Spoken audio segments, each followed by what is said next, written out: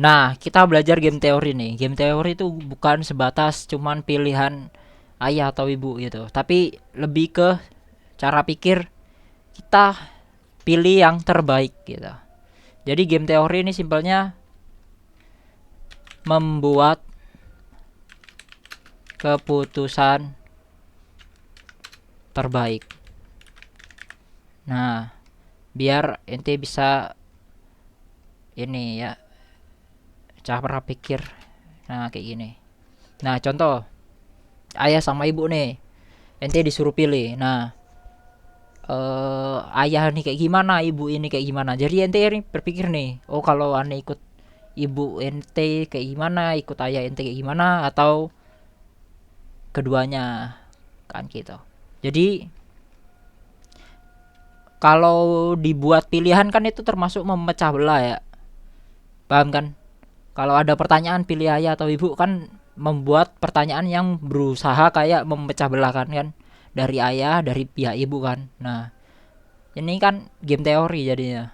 Kalau ente pilih salah satu kan kayak ente kayak kurang suka ke ibu, jadi ente kayak kecenderung ke ayah. Contoh kalau ente pilih ayah kan gitu. Game teori itu lebih ke sisi tengah dan pilihan terbaiknya. Jadi bisa buat ente buat keputusan bener-bener keputusan pilih, tapi buat keputusan yang terbaik. Jadi antara dan ayah ini keduanya baik, keduanya adalah pilihan,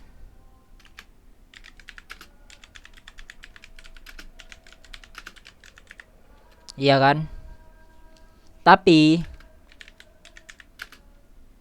kalau bener-bener, ntar kita agak kecilin dulu lah. Kalau bener-bener disuruh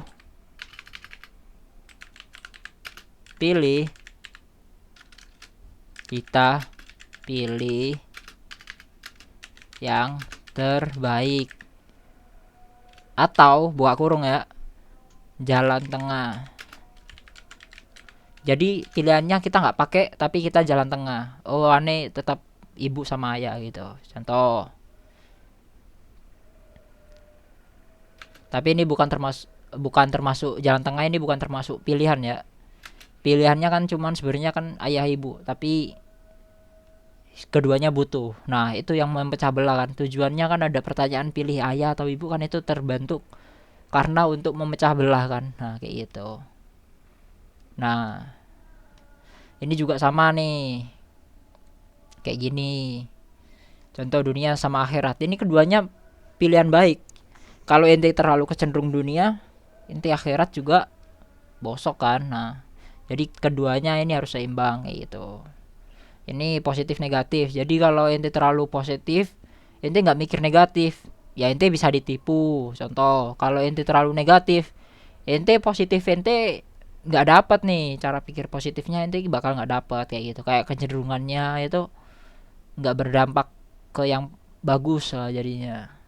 Nah, nggak cuman satu pilihan ya, tapi yang memecah belah kan itu adanya dua pilihan kan itu memecah belah tujuannya. Kalau ente menang atau kalah kan itu terbantu. Wah, ini pengen menang kayak gitu. Kan ada jalan tengahnya. Wah, ini cuman game ini hanya seru-seruan doang kayak gitu contohnya. Kalau dalam game, kalau dalam bentuk positif ini balance jadinya, keseimbangan berpikir. Jadi ente nggak terlalu berpikir positif untuk hasil yang positif juga kan, kadang-kadang hasil negatif juga kan gitu. Nah, kayak gitu. Kalau ente berpikir negatif bisa aja hasilnya positif kan kayak gitu. Contoh, pilih dia atau aneh gitu contohnya. Saya. Nah, kalau dia itu kayak gini kayak gini kayak gini, kalau saya kayak gini gitu. Kenapa nggak pilih dua-duanya, atau nggak pilih keduanya, pilih yang lain, bisa juga option kayak gitu. Jadi nggak menyakiti keduanya tapi pilih yang lain, jadi sama-sama menyakiti juga sebenarnya kayak gitu contohnya. Atau ada pokoknya setiap jalan tengah lah ya, keputusan terbaik jadinya game teori itu. Tujuannya untuk mengatur cara pikir kita gitu. Agar lebih bijak ya dalam mengambil keputusan. Jadi cara pikir kita ini biar nggak terlalu monoton yang aneh dukung ini nih karena kayak gini kayak ini. Nah bisa aja keduanya ini karena ini ya kayak gitulah, kayak negara perang kayak gitu contohnya dan sebagainya macamnya, kayak itu namanya game teori. Game teori itu membuat keputusan yang terbaik atau kita benar-benar ikut gamenya, benar-benar pilih ya. Game teori kita ikut gamenya. Nah kalau kita ikut gamenya kita benar-benar pilih nih ayah atau ibu, dunia akhirat kan gitu.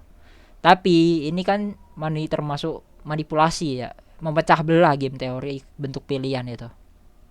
Sebenarnya ya beneran keputusan terbaiknya apa gitu. Jadi kita nggak berusaha ikut game teori tersebut. Oke, sekian, terima kasih. Semoga dipahami.